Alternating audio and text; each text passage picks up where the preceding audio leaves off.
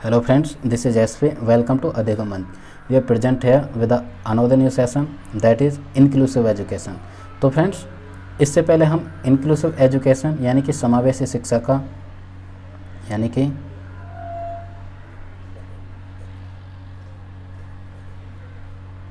समावेशी शिक्षा का एक सेशन कर चुके हैं, जो पार्ट 1 यानी कि पहला भाग कर चुके हैं हम, जो काफ़ी लंबा सेशन हो गया इसमें समावेशी शिक्षा, ठीक है, यानी कि पूरा नहीं हो पाया तो आज हम दूसरा सेशन लेकर आए हुए हैं जो समावेशी शिक्षा से संबंधित ही है।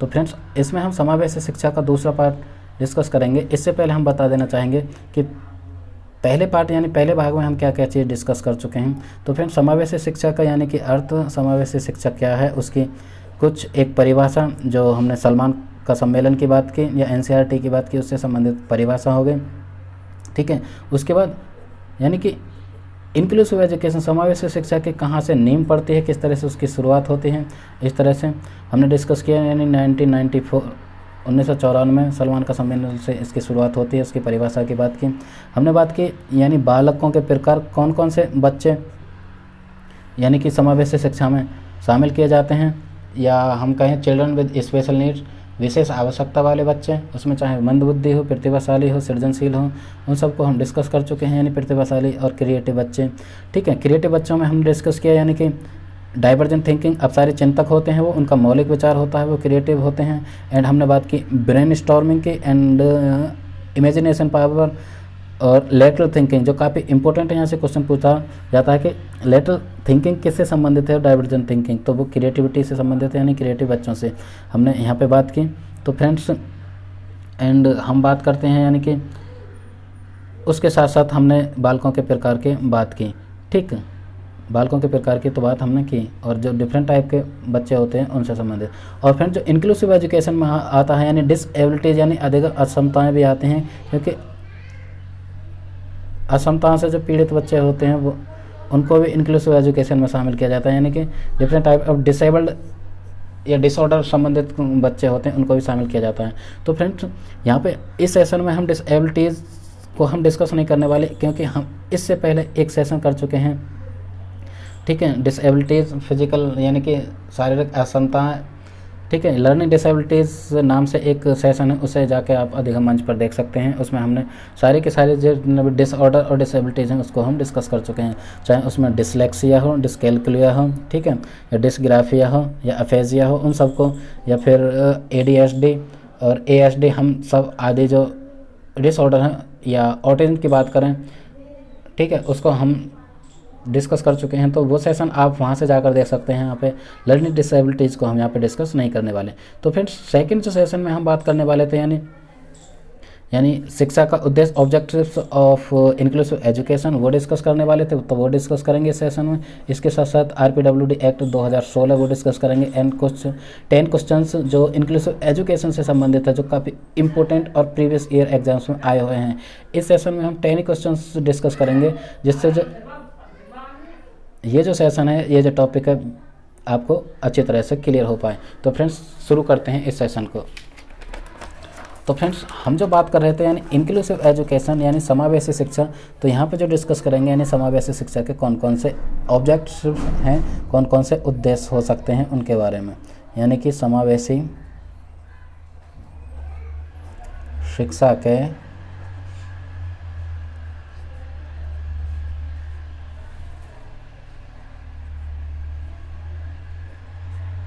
समावेशी शिक्षा के उद्देश्य। तो समावेशी शिक्षा के उद्देश्य क्या हो सकते हैं, क्योंकि समावेशी शिक्षा की क्यों आवश्यकता पड़ी और क्यों इसको लेकर एजुकेशन फील्ड में आई, और इसके क्या ऑब्जेक्टिव्स हैं, क्यों समावेशी शिक्षा दी जाती है, ठीक है। तो फ्रेंड्स, समावेशी शिक्षा के उद्देश्य की यदि हम बात करते हैं, तो सबसे पहले जो उद्देश्य निकल कर आता है, क्योंकि समावेशी शिक्षा में हमने देखा कि सामान्य बच्चों के साथ विशिष्ट बच्चों, विशेष आवश्यकता वाले बच्चे, यानी चाहे वो मंदबुद्धि हों, दृष्टिबाधित हों, क्रिएटिव हों, प्रतिभाशाली हों, सबको शामिल किया जाए। किसी भी जाति, धर्म, ठीक है, समुदाय से संबंधित सभी बच्चों को समावेशी शिक्षा में शामिल किया गया। तो सबसे पहले एक उद्देश्य जो निर्धारित किया जाता है कि सभी बच्चों में, प्रत्येक बच्चों में यानी कि कॉन्फिडेंस आए, एक आत्मनिर्भरता का गुण पन पे, यानी कि ये कहें हम कि बच्चों में आत्मनिर्भरता की भावना का विकास करने के लिए। तो फ्रेंड्स यहाँ पे मैं शॉर्ट में ही लिखूँगा, आप इस तरह से नोट्स तैयार कर सकते हैं या समझ सकते हैं कि जो समावेशी शिक्षा का पहला उद्देश्य हम डिस्कस करते हैं, तो प्रत्येक बच्चे में यानी आत्मनिर्भरता का जो गुण है या आत्मनिर्भरता की भावना का विकास करने के लिए, ठीक है, समावेशी शिक्षा को शामिल किया गया है। तो बच्चों में यानी कि पहला हो गया बच्चों में आत्मनिर्भरता के गुण का विकास करना। इसके साथ साथ यानी सभी बालकों को मुख्य धारा में जोड़ना, यानी कि फिर हम सभी बालकों की बात करते हैं। सभी बालकों का मतलब यहाँ पे प्रत्येक बच्चे से है, यानी कि सभी बालकों को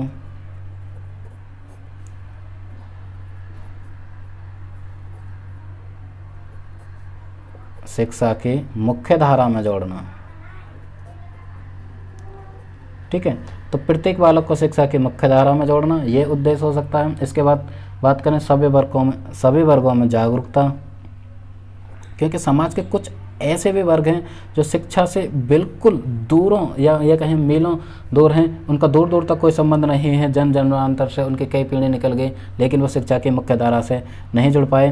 तो फ्रेंड्स सभी वर्गों को यानी समाज के प्रत्येक वर्ग को, चाहे वो घुमक्कड़ प्रजाति हों, जैसे हम बंजारे या और जो जंगल में रहने वाली प्रजाति होती हैं, उन सबको यानी कि सभी वर्गों को जागरूकता, अवेयरनेस फैलाना, यानी जागरूक करना कि आप सभी का हक है, आप सभी के बच्चे भी शिक्षा में शामिल हों और शिक्षा की मुख्य धारा से जुड़ें। तो सभी वर्गों में एक जागरूकता फैलाना, ठीक है, या जागरूक करना, ये भी एक उद्देश्य हुआ। इसके बाद बात करते हैं कि प्रत्येक बच्चों में, प्रत्येक समाज में यानी कि प्रजातांत्रिक डेमोक्रेटिक जो अप्रोच है उसका विकास करना, यानी कि लोकतांत्रिक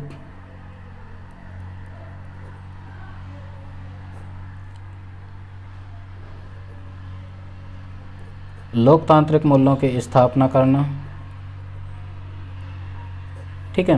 यानी बच्चे के अंदर लोकतांत्रिक मूल्यों की स्थापना किस तरह से, उनका भी लोकतांत्रिक अधिकार है, क्योंकि वो भी समाज में समानता और स्वतंत्र रहने के काबिल हैं, उनको भी शिक्षा का अधिकार प्रदान किया जाता है, इसलिए उनको समावेशी शिक्षा में शामिल किया जाए। तो एक उद्देश्य होगा यानी कि उनके अंदर प्रजातांत्रिक या लोकतांत्रिक या डेमोक्रेटिक जो वैल्यूज है उनको समावेशित करना या उनको समझाना या उनका गुण विकास करना या उनको बताना। या और एक और उद्देश्य कुल मिला के हम कह सकते हैं कि चाहे वो सामान्य बच्चे हों, ये बात हम कई बार कर चुके हैं, यानी सामान्य बच्चे, विशेष आवश्यकता वाले बच्चे यानी कि मंदबुद्धि बच्चे, ठीक है, एंड मूक बधिर बच्चे हों, चाहे वो प्रतिभाशाली बच्चे हों, चाहे वो क्रिएटिव बच्चे हों, ठीक है, चाहे वो क्रिएटिव बच्चे हैं। तो एक उद्देश्य है उन सभी को शामिल किया जाए, उन सभी के लिए एक रेगुलर स्कूल या नियमित स्कूल की बात समावेशी शिक्षा करती है कि उन सभी को एक ही स्कूल द्वारा, एक ही कक्षा में, एक ही अध्यापक द्वारा शिक्षा कराई जाए। तो फ्रेंड्स ये भी उद्देश्य रहा, यानी कि सामान्य बालक हो, मंदबुद्धि बालक हो। तो इसकी हम बात करते हैं तो फ्रेंड्स यानी यहाँ से क्या क्या निकल कर आता है, यानी यदि हम सामान्य बालक के साथ मंदबुद्धि बालक, मूक बधिर या प्रतिभाशाली बच्चे को एक ही स्कूल में, एक ही अध्यापक और एक ही कक्षा में शामिल करें, यानी समावेशित करें, शिक्षा की मुख्य धारा से जोड़ें, तो फ्रेंड्स इससे सहयोग की भावना पनपती है उसमें। तो एक समावेशी शिक्षा का उद्देश्य सहयोग की भावना विकसित हो, बच्चों में सहयोग की भावना विकसित हो, उसके बाद साथ साथ सामाजिक गुण का विकास हो, बच्चे समाज के साथ इंटरेक्शन कर पाएँ, बच्चे समाज के साथ जुड़ पाएँ, क्योंकि वो भी सामान्य बच्चों के साथ, ठीक है, अपने आप को पाएँ, तो वो भी महसूस करें कि हम भी समाज का एक हिस्सा हैं, उनके अंदर एक डिफ्रेंशिएशन ना रहे, एक यानी इन्फीरियरिटी ना रहे।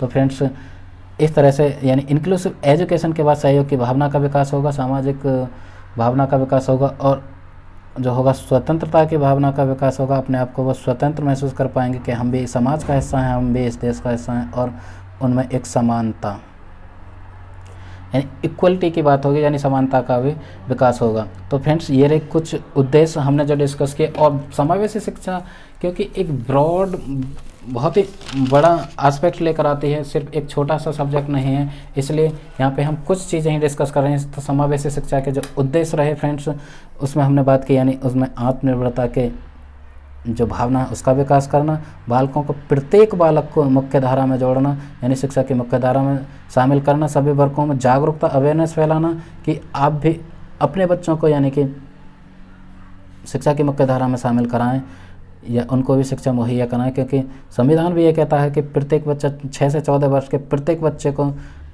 कंपलसरी एंड फ्री एजुकेशन दी जाए, जिसे हम RT एक्ट यानी कि शिक्षा का अधिकार अधिनियम 2009 कहते हैं। ठीक है, उसमें भी ये बात की गई है कि प्रत्येक बच्चे को कंपलसरी और फ्री एजुकेशन दी जाए, प्रत्येक बच्चे का ये अधिकार है। तो फ्रेंड्स, समावेशी शिक्षा में यानी प्रत्येक बच्चे को, प्रत्येक सोसाइटी को, प्रत्येक पेरेंट्स को जागरूकता फैलाई जाए, प्रत्येक वर्ग में जागरूकता फैलाई जाए, ये एक उद्देश्य हुआ। उनमें लोकतांत्रिक मूल्यों की स्थापना की जाए, बच्चे अपने आप को यानी कि एक तानाशाही नहीं थोपी जाए, उनमें बच्चे अपने आप को यह महसूस कर पाएँ कि हम भी एकदम स्वतंत्र हैं, हमारे साथ लोकतांत्रिक व्यवहार किया जाता है। हमने बात की सामान्य बालक, मंदबुद्धि बालक, मूक बधिर, प्रतिभाशाली बालक, सभी को एक स्कूल में, एक कक्षा में, एक विद्यालय, एक अध्यापक के साथ यानी शिक्षा दी जाए, ये समावेशी शिक्षा ऐसा मानती है। तो उनमें सहयोग की भावना का विकास होगा, सामाजिक मूल्य का निर्माण होगा, स्वतंत्रता का और समानता का। तो फ्रेंड्स, ये रहे कुछ उद्देश्य जो हमने यहाँ पे डिस्कस किए। इससे पहले जो पार्ट 1 आ चुका है फ्रेंड्स, उसमें हमने समावेशी शिक्षा को डिस्कस किया है। ठीक है, तो ये पार्ट 2 है समावेशी शिक्षा के उद्देश्य। अब जो काफ़ी इम्पोर्टेंट एक और टॉपिक है उसके बारे में डिस्कस कर लेते हैं समावेशी शिक्षा में। तो फ्रेंड्स, अब हम जो डिस्कस करने वाले हैं वो रहेगा यानी RPWD एक्ट 2016।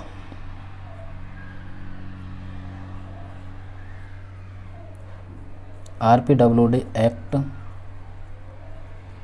2016 यानी कि RPWD एक्ट 2016 क्या है उसके बारे में, या इसका इंक्लूसिव एजुकेशन या शिक्षा से क्या संबंध है उसके बारे में हम डिस्कस करते हैं। तो फ्रेंड्स, यानी RPWD एक्ट की हम बात करते हैं तो RPWD एक्ट के मतलब इसका पूरा नाम है यानी कि राइट, पूरे नाम की बात कर लेते हैं तो right of a person, right of persons with disabilities. तो फ्रेंड्स, हमने बात की यानी कि जो डिसेबल्ड, जिनमें डिसेबिलिटी यानी अक्षमताएं पाई जाती हैं, उनके कुछ अधिकार हैं। जो एक्ट आया एक यानी 2016 में एक एक्ट आया जिसे हम RPWD एक्ट कहते हैं, जो अधिकारों से संबंधित हैं, यानी कि कुछ डिसेबल्ड जो व्यक्ति हैं या बच्चे हैं उनके कुछ अधिकार हैं, उसके बारे में ये बात करता है। तो फ्रेंड्स, RPWD एक्ट आखिर है क्या उसके बारे में हम बात कर लेते हैं। तो फ्रेंड्स, सबसे पहले यदि हम बात करें तो सबसे पहले एक एक्ट आया था यानी कि PWD एक्ट, PWD एक्ट जो कि आया 1995 यानी 1995 में एक एक्ट आया जिसे हम PWD एक्ट कहते हैं, यानी कि person with disability, person with disability act जो 1995 में आया। ठीक है, तो उसी का जो संशोधित रूप है, ठीक, उसी का संशोधित रूप, उसी में संशोधन या सुधार के बाद जो एक्ट आया यानी कि RPWD एक्ट, उसमें R को इंक्लूड किया गया यानी कि राइट यानी कि अधिकार। तो डिसेबल्ड जो व्यक्ति हैं उनका अधिकार हैं जो 2016 के अधिनियम में वर्णित हैं। तो फ्रेंड्स, उसके बारे में, तो इसकी शुरुआत जो हुई यानी कि 1995 से हुई, 1995 का ही ये रिप्लेस है, इस तरह से हम कह सकते हैं। तो इसका संबंध किससे है, ये कहाँ मतलब किसकी पहल पर हुआ, तो सबसे पहले हम बात करते हैं तो फ्रेंड्स ये यानी कि भारत सरकार के सामाजिक, ये आपको याद रखना है क्योंकि यहाँ से पूछा जा सकता है, क्वेश्चन बनता है कि जो RPWD एक्ट है वो सरकार के किस अंग के द्वारा यानी किस के अंतर्गत आता है, तो सामाजिक न्याय, ठीक है, एवं सशक्तिकरण मंत्रालय।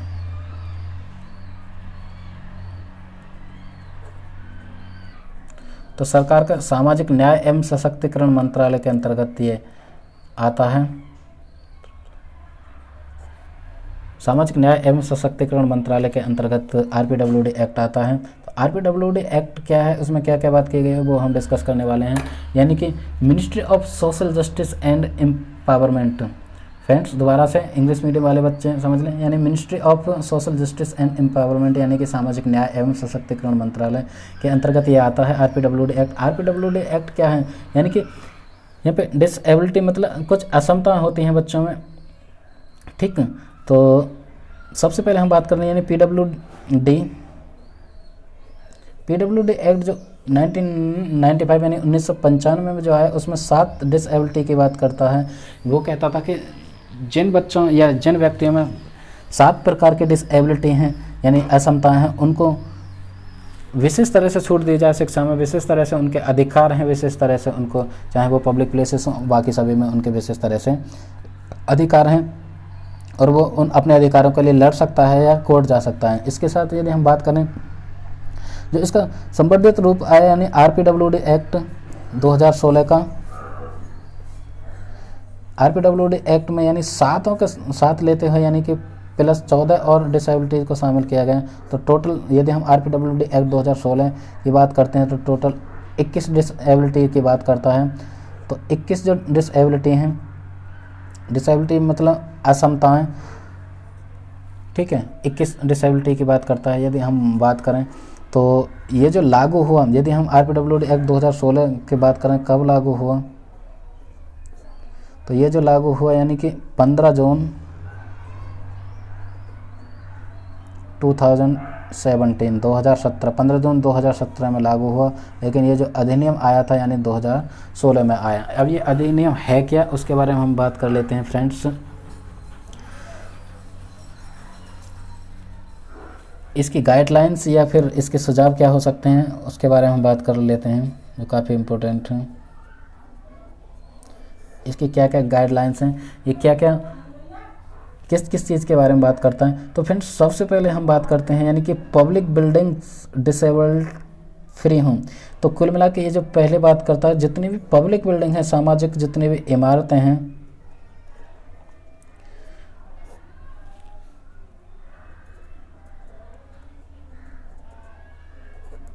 डिसेबल्ड फ्री यानी कि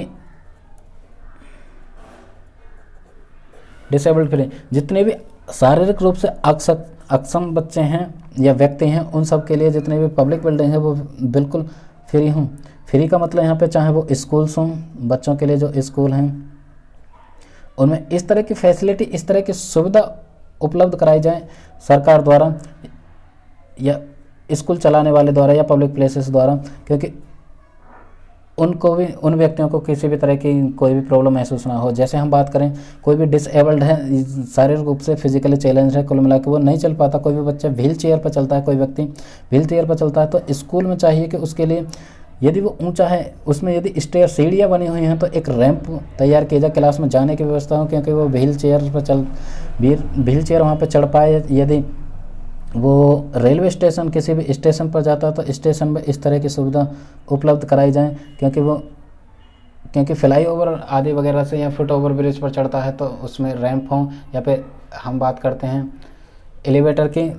तो जब हम मेट्रो की बात करते हैं मेट्रो स्टेशन पर तो लिफ्ट बनी हुई हैं, तो इस तरह से उनकी फैसिलिटी का ध्यान रखा गया है फ्रेंड्स, यानी कि लिफ्ट बनी हुई हैं और अलग अलग तरह के रैंप इस तरह के हैं, यानी 2 तरह की सीढ़ी मिलती हैं, एक तो एलिवेटर मिलते हैं और एक खुद से चलने वाली सीढ़ी के साथ साथ रैंप भी होते हैं जिससे जो डिसेबल्ड व्यक्ति हैं वो आसानी से चल पाएँ।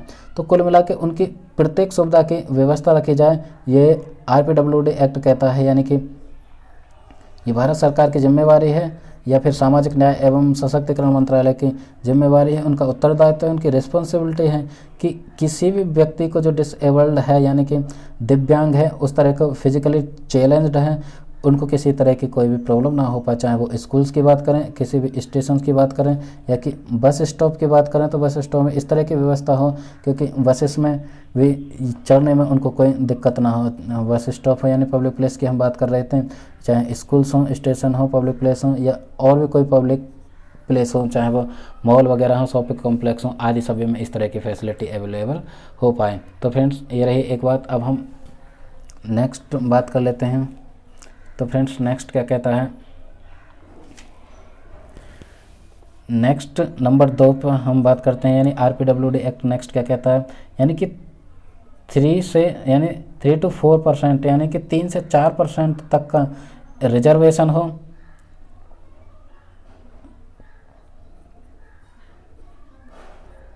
यानी कि जो आरक्षण है, जो रिजर्वेशन है, यानी कि गवर्नमेंट जॉब्स में जो डिसेबल्ड, फिजिकली डिसेबल्ड बच्चे हैं या व्यक्ति हैं, उनमें 3 से 4% का रिजर्वेशन आरक्षण हो गवर्नमेंट जॉब में, क्योंकि सरकारी नौकरियों में उनके लिए अलग से आरक्षित सीट रखी जाएं, जिनसे उनको सुविधा प्रदान हो और वो गवर्नमेंट जॉब्स में अपनी भागीदारी सुनिश्चित कर पाएँ, उनको गवर्नमेंट जॉब मिल पाएँ।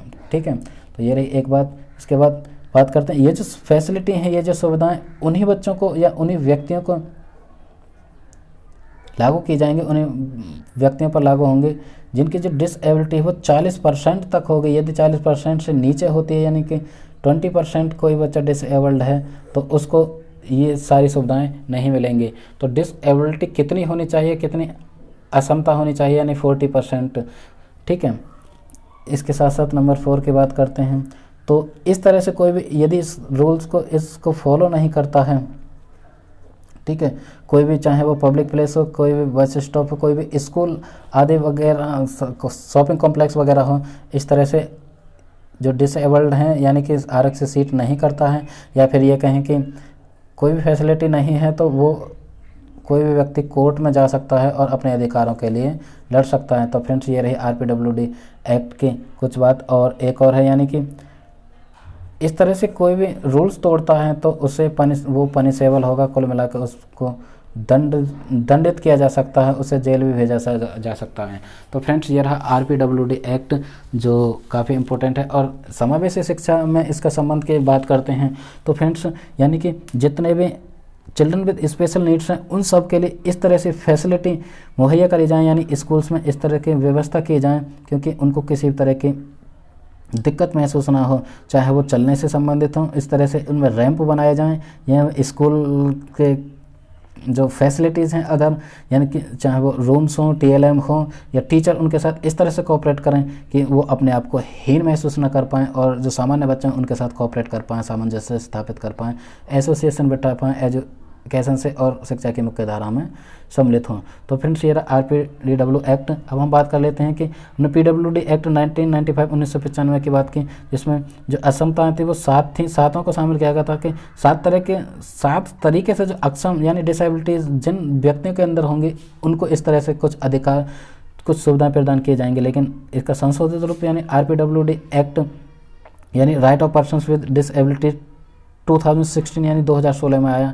तो 7 को साथ लेते हुए यानी कि 14 और उनमें बढ़ा दी गई, और कुल मिलाकर टोटल 21 हो गई।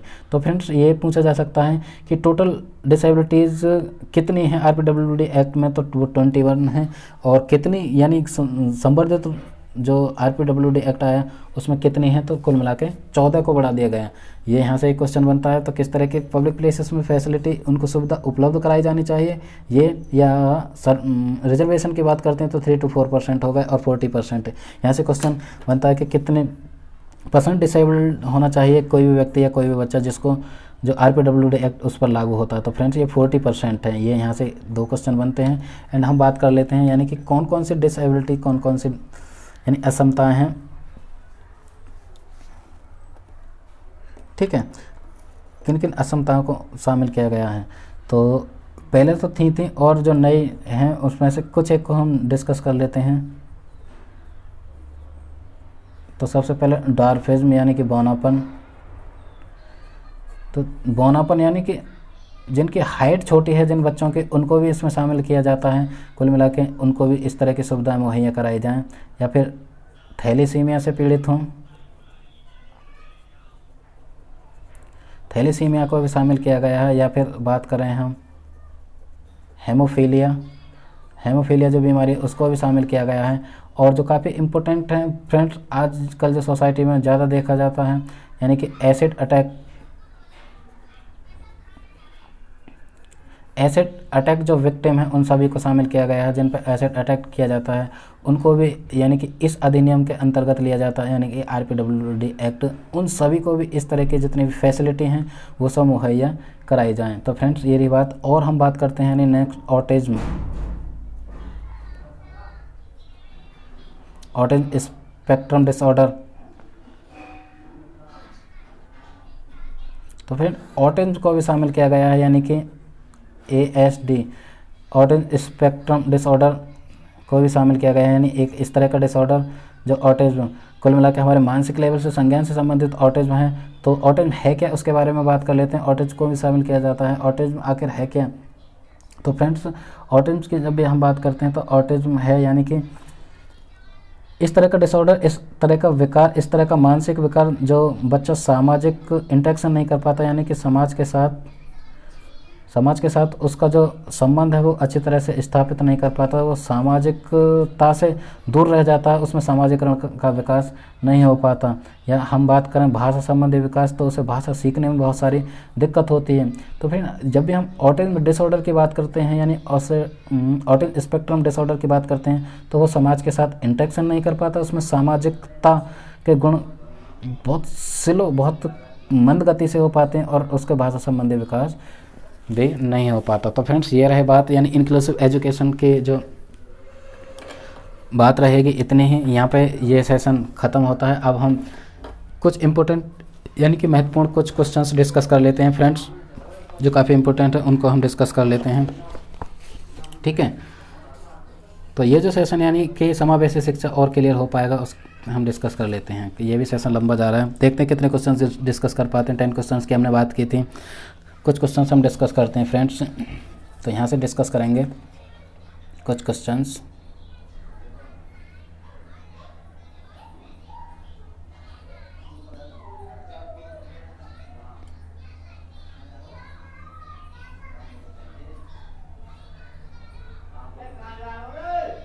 तो फ्रेंड्स ये रहा क्वेश्चंस, यानी क्वेश्चन नंबर 1 की हम बात कर लेते हैं।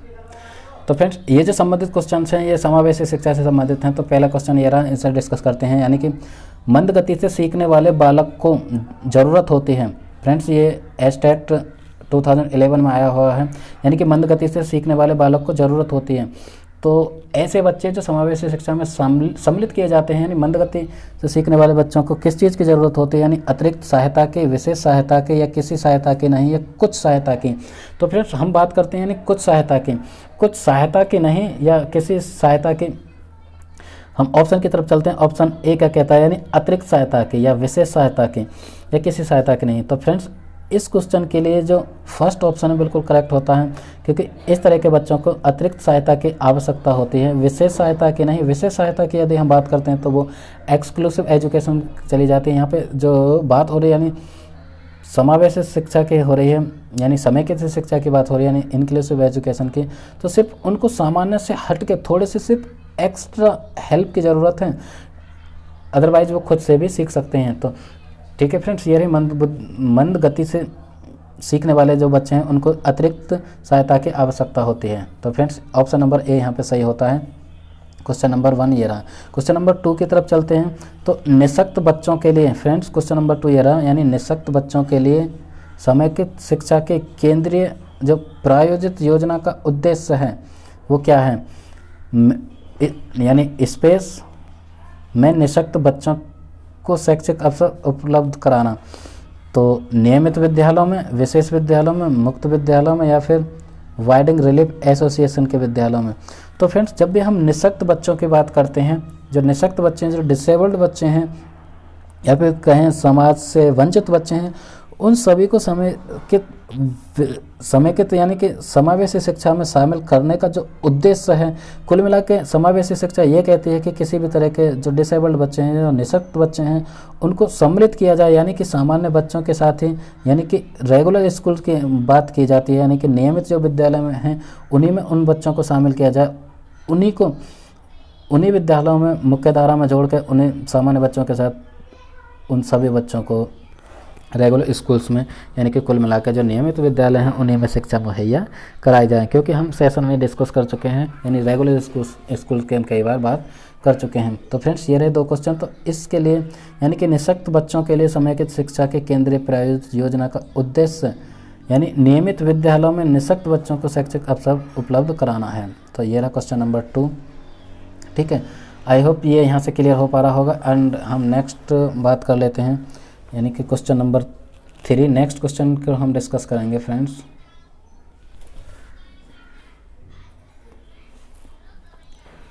तो नेक्स्ट क्वेश्चन ये रहेगा, वैसे तो बहुत सारे क्वेश्चन हैं लेकिन हम सेलेक्टेड क्वेश्चंस को डिस्कस कर रहे हैं फ्रेंड्स। यानी एक शिक्षिका के कक्षा में कुछ शारीरिक विकलांगता वाले बच्चे हैं, यानी कि एक स्कूल है, उसमें एक टीचर देखती है कि उसकी क्लास में कुछ फिजिकली डिसेबल्ड बच्चे हैं जो विकलांग हैं, निम्नलिखित में से उसके लिए क्या करना सबसे उचित होगा। तो उस टीचर को क्या चाहिए कि वो क्या करें, तो ऑप्शन ए क्या कहता है, पहिए कुर्सी वाले बच्चे हॉल में जाने के लिए समवयस्क साथी बच्चों से मदद ले सकते हैं, यानी कि जो पहिए पर चलने वाला जो बच्चा है वो अपने साथी जो क्लास में और बच्चे हैं उनसे मदद ले सकता है। या फिर बात करें शारीरिक रूप से असुविधाग्रस्त बच्चे कक्षा में ही कोई विकल्प गतिविधि कर सकते हैं। या फिर मोहन खेल के मैदान में जाने के लिए आप अपनी बैसाखियों का प्रयोग क्यों नहीं करते। या फिर पोलियोग्रस्त बच्चे अब एक गाना प्रस्तुत करेंगे। तो फ्रेंड्स कोई एक बच्चा है जो फिजिकली डिसेबल्ड है, कुल मिला के वो बैसाखी पे चलता है, तो एक शिक्षक को क्या करना चाहिए उसके लिए, यानी कि उससे कहें कि वो अपने किसी फ्रेंड्स की हेल्प ले सकता है। नहीं भाई, बिल्कुल नहीं, ये टीचर का दायित्व तो नहीं है कि वो अपनी रिस्पॉन्सिबिलिटी को दूसरे पर टाले, ये नहीं। तो ऑप्शन यहाँ से हट जाता है ऑप्शन ए। यदि हम बी की बात करें कि शारीरिक रूप से असुविधाग्रस्त बच्चे कक्षा में ही कोई विकल्प गतिविधि कर सकते हैं। हाँ, एक टीचर ये जरूर कह सकती है कि वो यानी कि प्लेग्राउंड खेल के मैदान में ना जाके सभी बच्चों को साथ कुल मिला के एक इस तरह की गतिविधि करने के लिए कहें क्योंकि वो क्लास में ही कर पाएँ। तो इस क्वेश्चन के लिए ऑप्शन नंबर बी बिल्कुल करेक्ट बैठता है, यानी कि शारीरिक रूप से असुविधाग्रस्त बच्चे कक्षा में ही कोई विकल्प गतिविधि कर सकते हैं। ठीक है, यदि हम नेक्स्ट ऑप्शन पे चलते हैं उसे भी डिस्कस कर लेते हैं। मोहन खेल के मैदान में जाने के लिए अपनी बैसाखियों का प्रयोग कर सकता है। बैसाखियों का प्रयोग कर तो सकता है, लेकिन क्लास में ही यदि उसे गतिविधि करने के लिए कहें तो ये उसके लिए बेस्ट रहेगा और ये एक टीचर का रिस्पॉन्सिबिलिटी भी रहेगी। तो फ्रेंड्स ऑप्शन नंबर बी यहाँ पे बिल्कुल सही बैठता है। ठीक है, अब हम नेक्स्ट क्वेश्चन डिस्कस कर लेते हैं। तो आज के लिए ये रहा नेक्स्ट क्वेश्चन, यानी कि एक प्रतिभाशाली बालक की आप मदद कर सकते हैं। ये एस्टेट में आया हुआ है, यानी कि एक जो गिफ्टेड बच्चा है उस तरह से एक अध्यापक इस तरह से मदद कर सकता है, यानी उस पर अधिक ध्यान देकर, वो पहले से ही प्रतिभाशाली है तो उस पर अधिक ध्यान की तो कतई भी ज़रूरत नहीं होती। उसे अधिक पुस्तकें देकर पुस्तकों की भी ज़रूरत नहीं होगी, या उसे अधिक समय देकर समय की भी ज़्यादा ज़रूरत नहीं होगी। उसे संवर्धित अधिगम अनुभव देकर, हाँ, उसके लिए जो अधिगम संबंधित जितने भी एक्सपीरियंस हैं, लर्निंग से एक्सपीरियंस उसे कराए जाएं, उसके लिए वो उचित रहेगा। क्योंकि सामान्य बच्चों से थोड़े हट के उसके लिए ज़्यादा कुछ लर्निंग अधिगम कराए जाएं, ठीक है, अनुभव कराए जाएं, कुल मिला के वो उसके लिए अच्छा रहेगा। ठीक, उसके लिए होमवर्क ज़्यादा दे सकते हैं, उसके लिए कुछ एक्स्ट्रा करिकुलम एक्टिविटी में उसे सम्मिलित कर सकते हैं, तो प्रतिभाशाली बच्चों के लिए ये सही रहेगा। तो फ्रेंड्स यानी ऑप्शन क्वेश्चन नंबर इसके लिए, यानी एक प्रतिभाशाली बालक की आप किस तरह से मदद कर सकते हैं, तो ऑप्शन नंबर डी बिल्कुल सही रहेगा, यानी उसे संबंधित अधिगम अनुभव देकर। ठीक, अब हम बात करते हैं नेक्स्ट क्वेश्चन, यानी सृजनात्मकता की विशेषता होती है। तो सृजनात्मकता की क्या विशेषता होती है, यानी कि द क्वालिटी ऑफ क्रिएटिविटी, यानी क्रिएटिविज्म, तो यानी मौलिकता या प्रभावशीलता या लचीलापन या उपयुक्त सभी।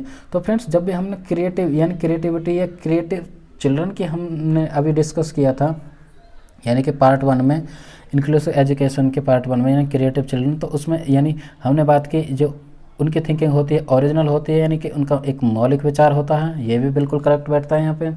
एक प्रभावशीलता होती है, उनकी भाषा उनकी लैंग्वेज में एक प्रभावशीलता होती है, और फ्लेक्सिबिलिटी होती है उनके, चाहे कोई भी किसी भी तरह के विचारधारा हो, कोई भी लॉजिक हो। ठीक है, तो फ्रेंड्स इस क्वेश्चन के लिए जो ऑप्शन बैठता है वो डी सही बैठता है, क्योंकि इसमें सारी बात बिल्कुल सही है।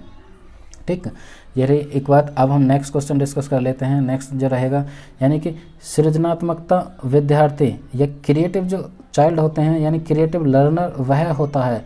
तो क्रिएटिव लर्नर कौन सा होता है, यानी सृजनात्मक विद्यार्थी कौन सा होता है। ड्राइंग और पेंटिंग में बहुत विलक्षण है। तो फ्रेंड्स सिर्फ ड्राइंग और पेंटिंग में जो विलक्षण है, यानी वो क्रिएटिविटी सिर्फ ड्राइंग और पेंटिंग में दिखाता है, तो फ्रेंड्स ये ऑप्शन बिल्कुल हट जाता है। ऐसा बिल्कुल भी नहीं कि सिर्फ ड्राइंग और पेंटिंग से ही उसकी क्रिएटिविटी वहाँ मतलब उसका अनुमान किया जाएगा या उसका आकलन किया जाएगा। ये बहुत बुद्धिमान है, बिल्कुल भी नहीं। क्रिएटिव बच्चा का बुद्धिमानी से कोई संबंध नहीं, क्योंकि उसका यदि हम प्रतिभाशाली बच्चे की बात करते हैं तो बिल्कुल कह सकते हैं कि वो बच्चा बहुत ही बुद्धिमान है, बहुत ही यानी इंटेलिजेंट है। लेकिन क्रिएटिव बच्चे बहुत ही बुद्धिमान होगा ये बिल्कुल कहना गलत है। हो भी सकता है लेकिन नहीं हो सकता, टोटली ये नहीं कह सकते। यदि हम एक ऑप्शन ले लेते हैं मास्टर ब्लास्टर सचिन तेंदुलकर की यदि हम बात करें तो ज़रूर नहीं कि बहुत ही बड़े यानी पढ़े लिखे हैं, बहुत ही उनके पास बहुत सारी डिग्री हैं या वो PhD हैं, लेकिन वो यानी समाज में जाने पहचाने जाते हैं। उनका एक नाम है कि वो क्रिएटिव हैं, उनकी क्रिएटिविटी एक निश्चित फील्ड में थी, यानी कि स्पोर्ट्स में थी, यानी कि क्रिकेट में थी। तो वो ज़रूर नहीं कि बहुत ज़्यादा बुद्धिमान हो, लेकिन क्रिएटिविटी थी तो वो सृजनशील थे। तो फ्रेंड्स ये ऑप्शन हट जाता है। यदि हम बात करें यानी परीक्षा में प्रत्येक बार अच्छे अंक प्राप्त करने के योग्य, नहीं, बिल्कुल ऐसा भी नहीं है कि हर बार अच्छे अंक प्राप्त करें, क्योंकि कई बार हो सकता है अच्छे अंक प्राप्त करें, या ये कहें ड्राइंग या स्पोर्ट्स के क्लास में यदि वो क्रिएटिविटी के आधार पर अच्छे अंक प्राप्त कर सकते हैं, लेकिन हर सब्जेक्ट में और हर बार नहीं। ऑप्शन डी की तरफ चलते हैं तो लेटरल यानी कि पास लेटरल चिंतन और समस्या समाधान में अच्छा है। तो फ्रेंड्स हमने जो बात की थी लेटरल थिंकिंग, बिल्कुल लेटरल थिंकिंग का जो संबंध है वो क्रिएटिविटी से है, तो लेटरल थिंकिंग और समस्या समाधान में बिल्कुल अच्छा होगा। तो फ्रेंड्स यानी इस क्वेश्चन के लिए ऑप्शन जो होता। ओके फ्रेंड्स, तो नेक्स्ट क्वेश्चन को डिस्कस करते हैं। ये आज के लिए लास्ट क्वेश्चन रहेगा, क्योंकि ये भी सेशन थोड़ा लंबा जा रहा है, इसलिए यहाँ पे लास्ट क्वेश्चन रहेगा। इतने क्वेश्चन डिस्कस करते हैं क्योंकि और इंक्लूसिव एजुकेशन से संबंधित और एक अलग से सेशन ले आएंगे जिसमें हम 30 से 40 क्वेश्चन डिस्कस कर लेंगे। तो फ्रेंड्स ये रहा आज के लिए लास्ट क्वेश्चन, यानी कि समावेशी शिक्षा मानती है कि हमें, ये क्वेश्चन तो हर बार पूछा जाता है और अक्सर पूछा जाता है, यानी CTET का तो फेवरेट क्वेश्चन है, या UP टेट की बात करें तो ये क्वेश्चन पूछा जाता है, या हम बात करें तो पहले क्वेश्चंस को देख लेते हैं उसके बाद डिस्कस करेंगे। यानी समावेशी शिक्षा मानती है कि हमें, तो समावेशी शिक्षा मानते हैं कि हमें स्पेस के अनुरूप बदलना है। तो हमें किसको किसके अनुरूप बदलना है, ये समावेशी शिक्षा मानती है। कुल मिला के यानी व्यवस्था को बच्चे के अनुरूप बदलना है, या परिवेश को परिवार के अनुरूप बदलना है, या फिर बच्चे को परिवेश के अनुरूप बदलना है, या फिर बच्चे को व्यवस्था के अनुरूप बदलना है। तो फ्रेंड्स सबसे पहले हम बात करें तो समावेशी शिक्षा इस तरह से मानती है कि हमारी जो व्यवस्था है, हमारा जो एजुकेशन सिस्टम है, उसको हमें बदलना है। तो बच्चे के अकॉर्डिंग, सिर्फ हमें बच्चे को नहीं बदलना, यानी कि उसके एजुकेशन देते समय किसी भी स्कूल या किसी भी विद्यालय को ये चाहिए कि हमें उसका सिस्टम, एजुकेशन सिस्टम बदलना है। कुल मिला के हमें अपनी व्यवस्था को चेंज करना है according to a child. We can change या we must change our system according to child. तो बच्चे के अनुसार हमें व्यवस्था बदलनी है, क्योंकि बच्चे को नहीं बदलना, सिर्फ अपनी व्यवस्था बदलेंगे तभी बच्चा अच्छी तरह से सीख पाएगा। तो फ्रेंड्स आज के लिए लास्ट क्वेश्चन काफ़ी इंपॉर्टेंट, जो हर बार लगभग पूछा ही जाता है कि समावेशी शिक्षा मानती है कि हमें यानी अपनी व्यवस्था को बदलना बच्चे के अकॉर्डिंग। तो फ्रेंड्स ये क्वेश्चन लैंग्वेज घुमा के अक्सर पूछा जाता है। तो फ्रेंड्स सिर्फ हमें कभी भी बच्चे को नहीं बदलना, अपनी जो व्यवस्था है, यानी कि आप ये भी देखते हैं कि जब भी हम अधिगम कराने जाते हैं, कोई भी टीचर कक्षा में जाता है तो वो इंडिविजुअल डिफरेंसेस के आधार पर बच्चों को मतलब डिफ्रेंशिएट करता है, अलग अलग करता है।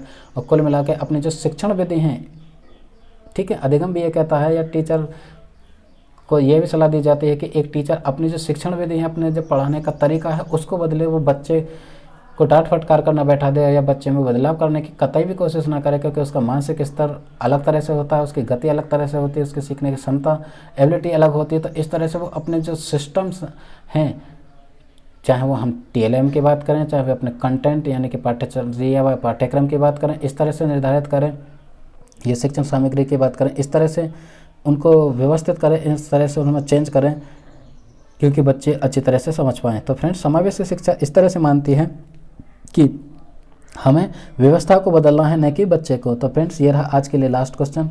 आई होप जो इंक्लूसिव एजुकेशन यानी समावेशी शिक्षा है पूरी तरह से क्लियर हो गई होगी, ऐसी मैं आशा करता हूँ। यदि आपको अच्छी लगी हो तो फ्रेंड्स लाइक करें, कमेंट के थ्रू अपनी क्वेरी कोई रह गई हो तो उसको ज़रूर से बताएं, और अपने फ्रेंड्स में ज़रूर से ज़रूर इसे शेयर करें।